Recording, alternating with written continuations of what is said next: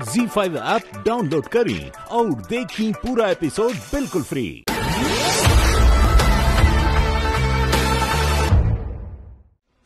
कैसे जरूरी बात? मेरे लॉलीपॉप से भी ज्यादा जरूरी है। अरे हाँ, ये से ज्यादा जरूरी। अब देखो हमार गोड़ टूट गए, डॉक्टर साहब कहलन कि हम बिना सहारा के फेरा ना ले सके। तो पंडित जी भी उपाय बतैला कि हम केहू के सहारा लेके फेरा ले सके, बाकी ऊ जैसे कर सहारा ले वो शादीशुदा होके। आई मौका के फायदा ऊ दोनों के मिल जाई। वो दोनों कौन? अरे ऋतु और मिथिलेश और के। क्या? लेकिन कैसे? अरे काहे कि ये घर में शादीशुदा जोड़ा तो उहे दोनों बड़ा सा ऋतु और मिथिलेश। तो जब ऋतु के सहारा लेके हम फेरा ले तो मिथिलेश के भी तो सहारा देवे के पड़ी नु चाचा के। हमनी के साथे साथे वो दोनों के फेरा पूरा हो जाई, फिर से ब्याह हो जाई वो दोनों के।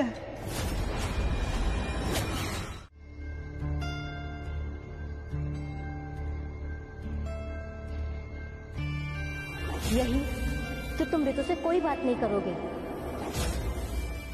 कोई बात नहीं मतलब किसी भी तरीके से नहीं, ना चिट्ठी से, ना मैसेज से, ना कॉल से, किसी भी तरीके से कोई बात नहीं करोगे। हमरा वजह से ऋतु जी के बहुत कुछ सहे के पड़ा था। कैसे कि मित्रा के दिहल कसम से हम मजबूर बने। ऋतु जी इंतजार करते रही कि हम उनका से कब बात करें।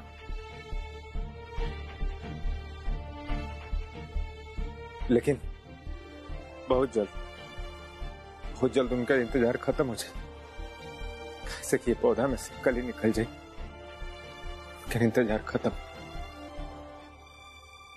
जी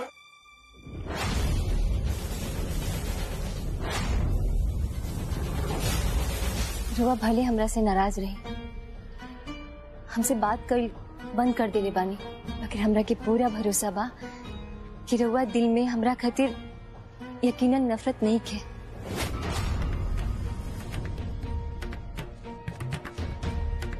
प्रीति, हम तारा साथ एक जरूरी बात करे के बा। हाँ तो नागेश जी बोली ना, का बात बा? चाचा और चाची के ब्याह देख के हमरा भी मन करता कि हम ब्याह कर लें। ब्याह? लेकिन केकरा साथे?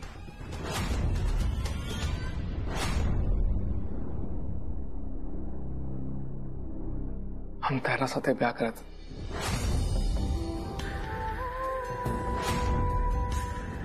हम सच कहता नहीं प्रीति, हम तारा साथे ब्याह कर चाहता नहीं। हार मान नहीं के करत कि हम दोनों एक रिश्ता में बन जाएं। नागेश जी रवा तो एकदम हमारे दिल के बात कर देनी। हम तो यही चाहता नहीं कि हम दोनों एक रिश्ता में बन जाएं। रवा जे कुछ कहनी है ये हमरा खातिर बहुत बहुत खुशी के बात बा। बस सच में हमरा के विश्वास नहीं के होबत कि रवा ब्याह के बात करनी है। अब तो विश्वास हो गई ना तेरा के। हम चाहता नहीं कि हम दोनों अब जल्द से जल्द ब्याह कर लें। हाँ तो ये तो बहुत अच्छा बात बना नागेश जी, हम तो ये चाहता नहीं। तो चली ना ये खुशी के बाद सब लोग के बता दिया जाए, और कल जब चाचा चाची के फेरा लगी तो हम दोनों जनी फेरा ले ले। और हमरा के पता बा घर में सब लोग भी यही बोली कि चाचा चाची के ब्याह साथे हम लोग के भी ब्याह कर दिया जाओ। प्रीति का है कि हम ई तरह से और इतना जल्दबाजी में ब्याह ना करे के चाहिए। पर कहे नागेश जी? वो का है कि ब्याह एक ऐसा चीज होला जेकर लोग जिंदगी भर याद रखेले। और हम चाहता नहीं कि हमारा ब्याह कुछ ऐसा तरीके से होए कि हम दोनों जने जिंदगी भर याद रखें। हाँ नागेश जी ये तो ठीक बा, लेकिन ये सब हो ही कैसे? हमरे करीब बाबा हम बतावा था नहीं कि कि हमने ये ब्याह कैसे हुई।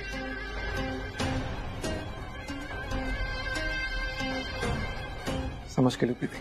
हाँ नागेश जी, रवा जे कुछ भी कहनी ना हम वो इसने करब।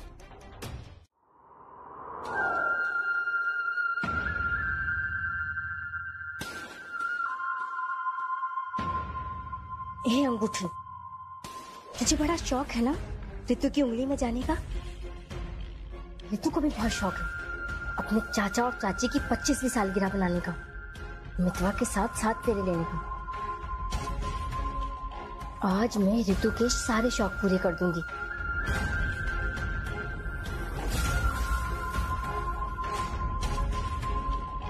अब ये अंगूठी वाली खीर मैं रितु को खिलाऊंगी और अंगूठी उसके गले में फंस जाएगी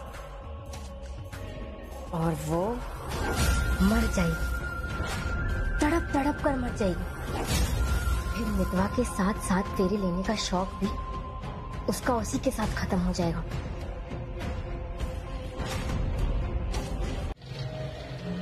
ए हमार राजकुमारी, तू काहे खिसियाइल बाड़ू?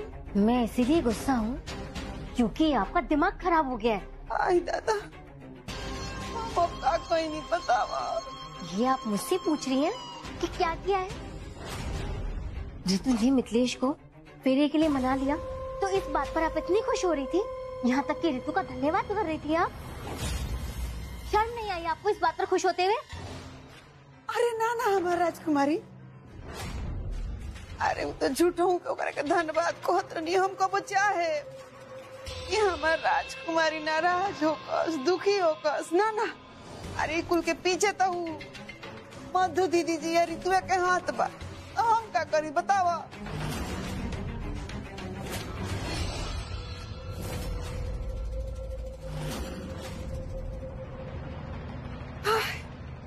ए हमार राजकुमारी, ये खीर के तो बड़ा अच्छा खुशबू आवता। आएगी क्यों नहीं चाची जी, ये खीर मैंने जो बनाई है। उहे कोही कि खीर के इतना अच्छा खुशबू कैसे आवता? हमारा राजकुमारी के हाथ से बनावल खीर ऐसे आवता। तनी चिखावा हमरा के, चिखाई तनी चिखावा। हाँ हाँ क्यों नहीं, आज मैं अपनी प्यारी रज्जो चाची को अपने हाथ से खीर खिलाऊंगी। हाँ, हाँ। ये लो। अरे वाह, तो बड़ा स्वादिष्ट बनेले बाड़ू है हमारा राजकुमारी। किया तनी और किया वा।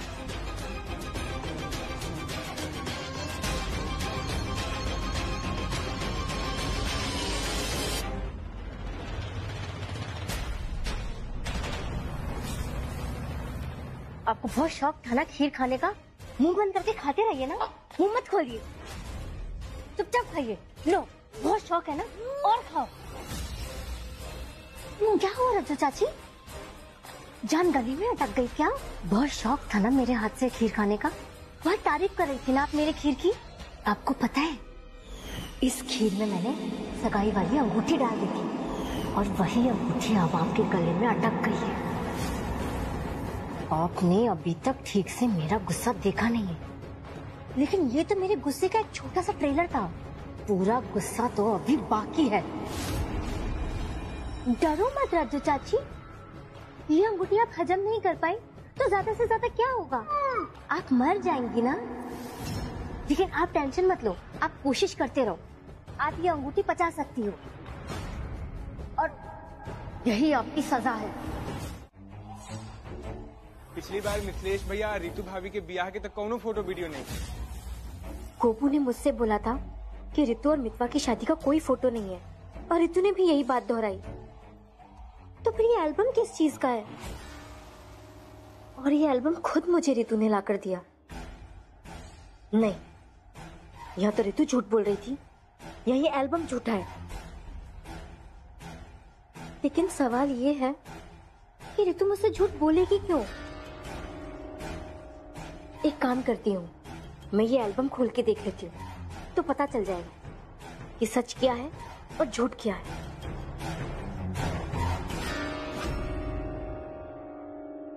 एक मिनट से मित्रा, ये एल्बम के अभी मत खोलिया। अब क्या हुआ ऋतु? जौन पंडित जी हमारा और मिथिलेश जी के ब्याह करौनी ना, वहाँ के कहनी कि मिथिलेश जी के ब्याह के 1 साल तक अपना जिंदगी में बहुत दुख के सामना करे के पड़ी। ये एल्बम के कि 1 साल के भीतर ब्याह के फोटो देख ली। नहीं नहीं नहीं नहीं, मैं ऐसा नहीं कर सकती।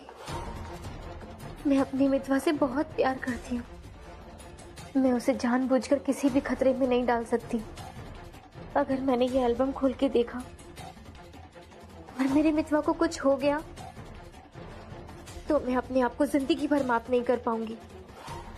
मैं इस एल्बम को 6 महीने तक छूऊंगी भी नहीं। और रही बात सच्चाई पता करने की,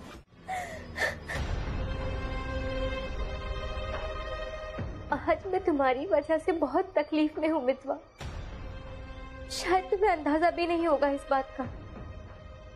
मैं तो सपने में भी नहीं सोच सकती कि मैं तुम्हारे सामने रहूं और तुम्हारे मुंह से किसी और के लिए प्यार भरी बातें निकले। ऋतु के लिए बोली गई तुम्हारे मुंह से एक एक बात मेरे दिल पर घाटों की तरह चुभ रही है।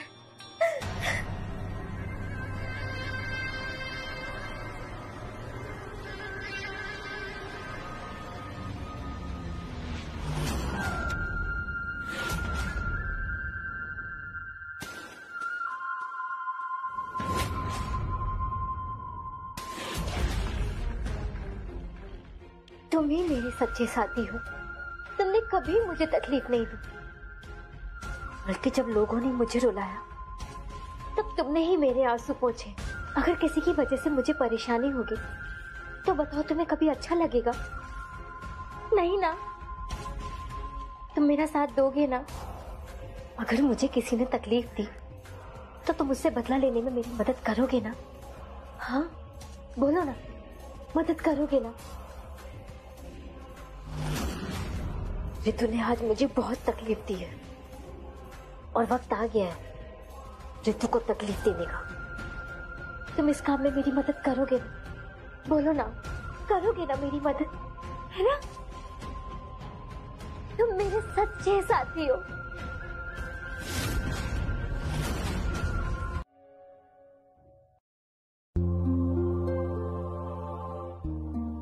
वर वधू तैयार वारन का मंडप में लेके आई। हाँ पंडित जी, दोनों तैयारी बाड़े, बस अब दे हुई।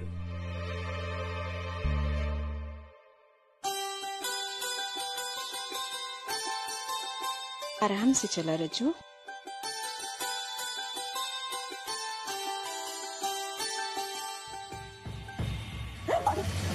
रज्जू ठीक से यहाँ बैठ जा, बैठ जा।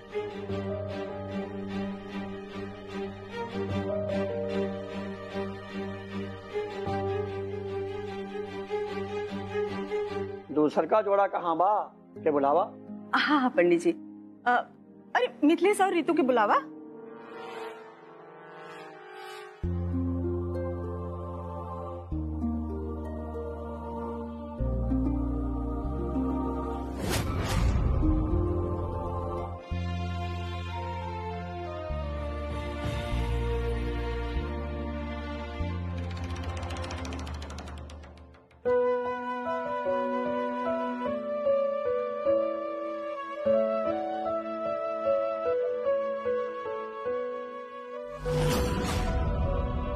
दोबारा से ब्याह हुए के बहुत बहुत बधाई भाभी। अच्छा, आप जिंदगी में रहो, जितना भी समस्या रही ना सब दूर हो जाए। अरे वो बैठी, हम आवतन।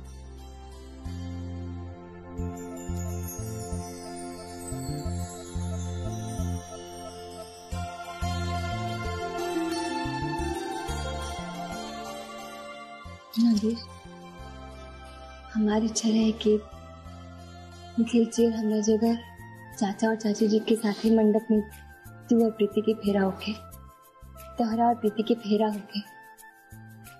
बाकी तोहरे बात ठीक ही रहे। अगर तू चाहता रहा कि तू प्रीति के साथ धूमधाम से ब्याह करा तो कौन बात ना, तहार और प्रीति के ब्याह धूमधाम से ही होके के चाहे। बहुत बहुत धन्यवाद। ओम पवित्रो वा सर्वावस्थां गतोऽपि वा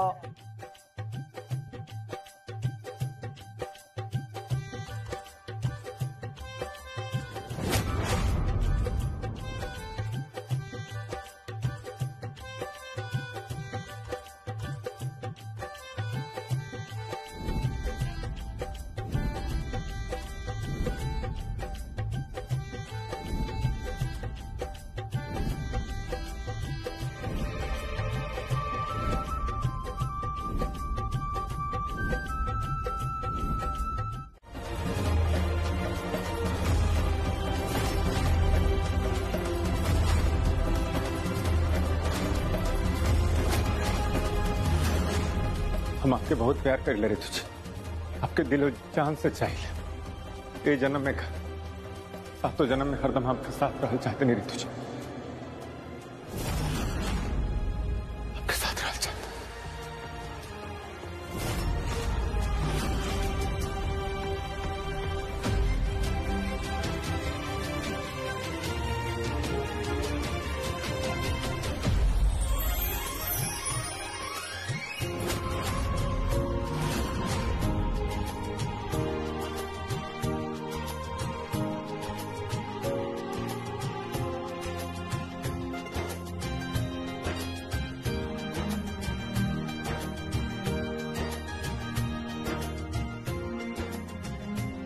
ये जन्म में सातों जन्म में हरदम आपके साथ रहना चाहते नहीं रही तुझे,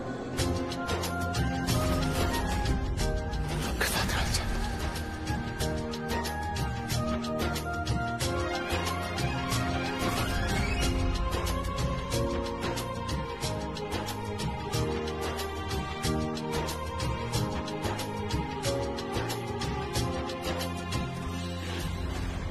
अरे वाह भैया, ए तरह से भाभी से अपन प्यार के इजहार करके ना रउआ पूरा कार्यक्रम में एकदम 4 चांद लगा देनी है। हानू नागेश जी? बिल्कुल बिल्कुल।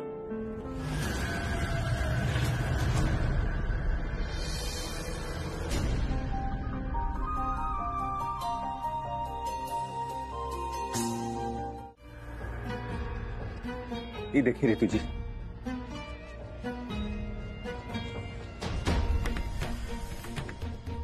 ये दिन के हमरा के बहुत बेसब्री से इंतजार रहा था।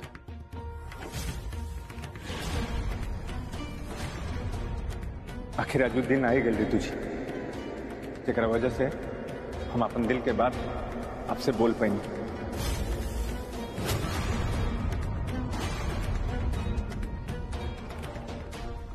वो हमरा से इतना दिन से प्रेम करेगी तो फिर ऐसा का मजबूरी रहे मिथिलेश जी की वो अपन मन के बात मन में ही दबा के रख ली। वह हमरा से अपन प्रेम के इजहार काहे न कही। ऐसे का मजबूरी रहे कि वह के रोक के रख ले रहे। भूली ना मिथिलेश जी।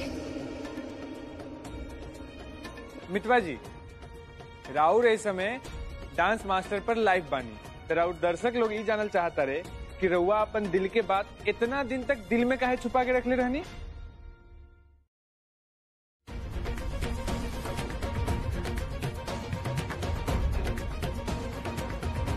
हाँ मिथिलेश बेटा, रितु से अपन मन के बात कहे में इतना देरी काहे कर देला, बोला मिथिलेश।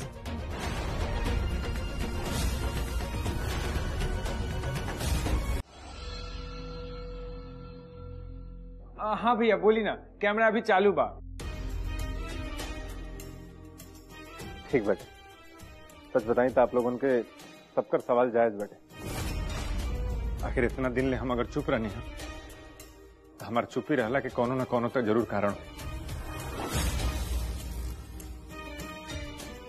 आज सब लोगन के हम अपन चुप्पी के कारण बतावल चाहते हैं।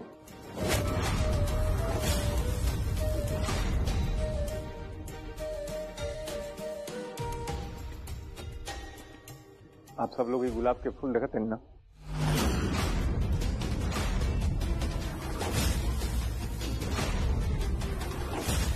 अगर ये आज फूल ना खिलल रही ना तो आज के दिन भी रितु जी से कुछ ना बोले रहे। अगर आप लोगन के सामने हम अपन दिल के बात रितु जी से बोल पानी तो ओकर कारण बाटे ही गुलाब के फूल।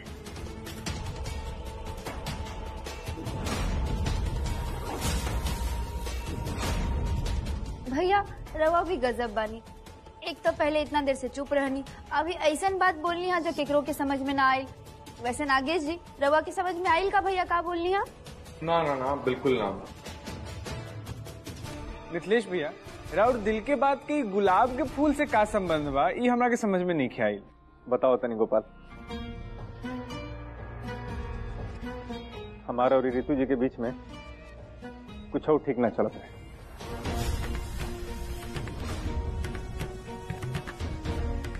हमारा और रितु जी के रिश्ता कमजोर से भी कमजोर हो गई। कोनो वक्त कोनो घड़ी टूट सकत रहे। ऐसा बुझाओ कि हम टूट चुकल बनी, हार गए रहनी। लेकिन रितु जी के पता नहीं कहा हमरा से कोनो उम्मीद रहे। बहुत कोशिश करनी रितु जी के अपन पीछा छुड़ावे खातिर, अपना आप से हटावे खातिर, एक घर से निकाले खातिर।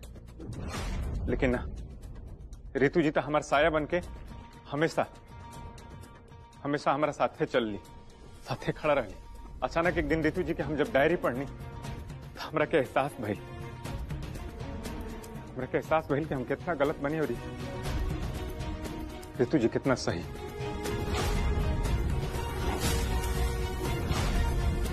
डायरी पढ़ला के बाद हम तुरंत निर्णय लेनी कि हम रितु जी के माफ कर दें। और वक्त से हम रितु जी के दिल से चाहे लगनी।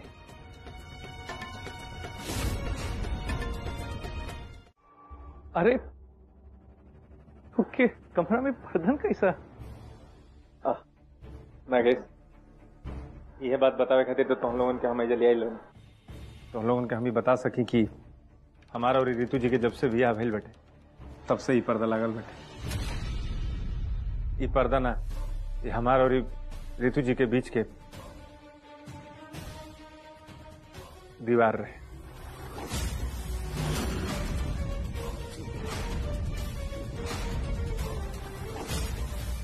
भैया, हम तो ये समझत रहनी कि ये पर्दा ऐसे ही टांगल बा, लेकिन आज पता चलल कि ये पर्दा ना रउआ और भाभी के बीच की दीवार रहे।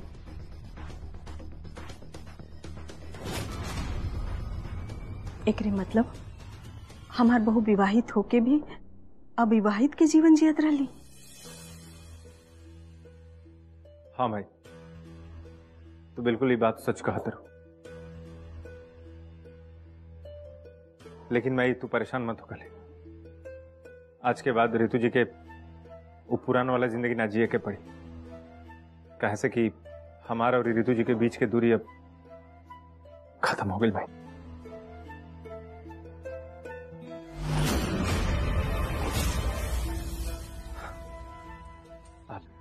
रितु जी, रउआ को दिन याद बटे जब रउआ से हम कहले रहने कि ये कमरा के पर्दा तबे हटी जब हम आपके ये कमरा में खुशी खुशी अपना मन से लेके आए। रितु जी, आज वो दिन आ गए बेटे।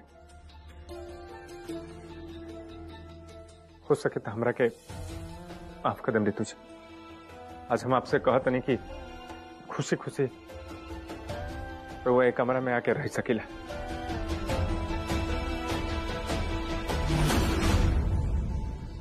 और हाँ, आपसे हम विनती करते नहीं कि हो सके तो हमके माफ कर दे।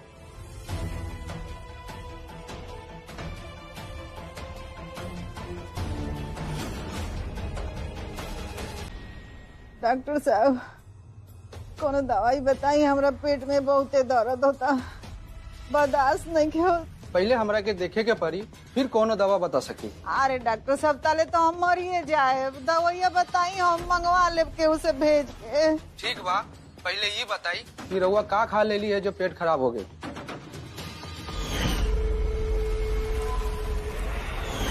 का खाए डॉक्टर साहब, जो रोज खाइले हुए खइले बानी, और कुछो ना। देखी रजो जी, ऐसे अंदाजा से कोनो दवाई बता देब पेट ठीक होवे के वजह और खराब हो सके। हम तो ये सलाह देब कि रउआ हमरे अस्पताल आ जाए, हम देख के अच्छे से दवाई दे देब।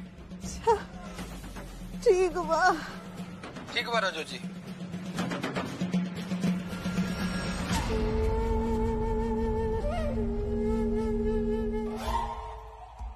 चाची जी,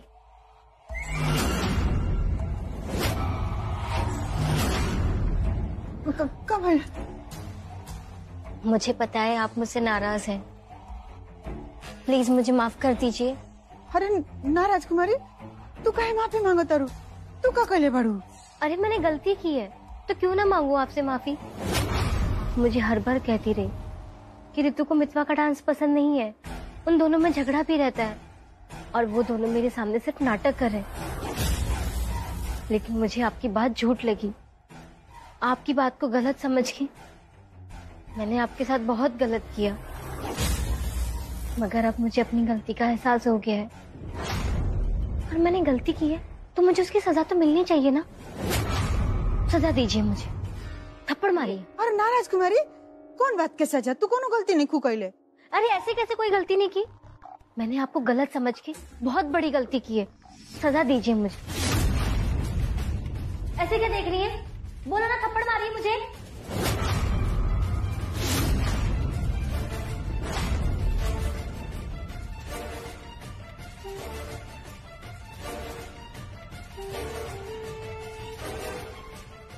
अरे ये क्या था? हाथ में ताकत नहीं है क्या? मैं बताऊं कैसे मारते हैं थप्पड़? अरे हमारा राजकुमारी, हम आज लेके हुए वो थप्पड़ नहीं की मर ले, हम तारा के कैसे मारे हमारा हाथ का पता।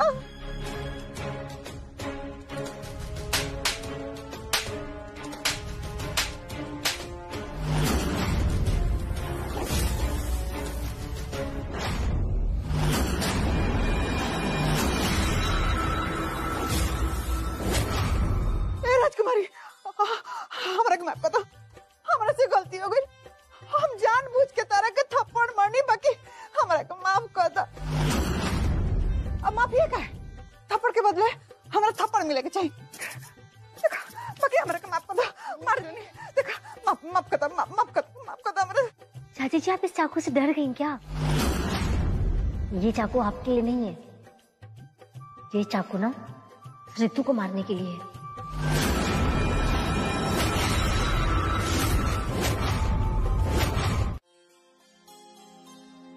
प्रीति, ये प्रीति माई एजा बानी। अरे तू एजा बैठल बाड़ू? और ये का इतना सारा फूल लेके काहे बैठल बाड़ू? माई कहा ना कि इतना मुश्किल झेलला के बाद आज मिथिलेश भैया और रितु भाभी की जिंदगी में एक खुशी के पल आयल बा। आज उनकरा लोग के सुहागरात बा, तो यही से ना से सजाए खातिर ये फूल लेके आयल बानी।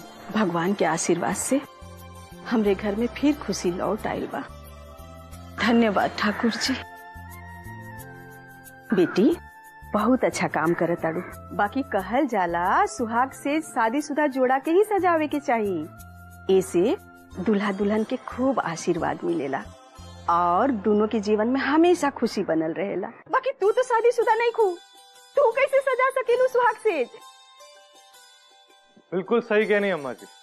प्रीति के ब्याह ते अब तक भइल नहीं के, तो फिर वो मिथिलेश की कमरा कैसे सजा सकेनी?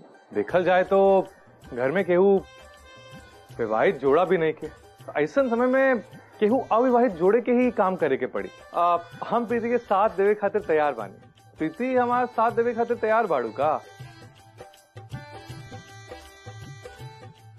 बोला साथ देबू। हमहू तोहार माई बानी बिटिया, सब समझ आवता हमरा के। सच सच बतावा, तू दोनों के बीचे का खिचड़ी पकता? ऐसा कुछ नहीं। अरे अम्मा जी, रउआ के सब कुछ पता चल ही गए थे, आपसे छुपावे के का फायदा? हम दोनों जनी एक दूसरे के बहुत पसंद करेनी, बस ये बतावे के रउआ से हिम्मत ना भइल। वैसे हमरा के पहले तो तनी मनी शक रहे कि तू दोनों के बीच जरूर कुछ होगा, बाकी अब पूरा विश्वास हो गई। जितना खुश होके के बा होला तू, हम कौने मकसद से घरे में आयल बानी? ऋतु से अपने बेइज्जती की बदला लेवे के बा हमरा के। जब तक हम ऋतु की जिंदगी बर्बाद ना कर दे, तब तक हमार नाटक ऐसे ही जारी रही। ZEE5 पर पूरे एपिसोड्स देखें बिल्कुल फ्री। अभी ऐप डाउनलोड करें।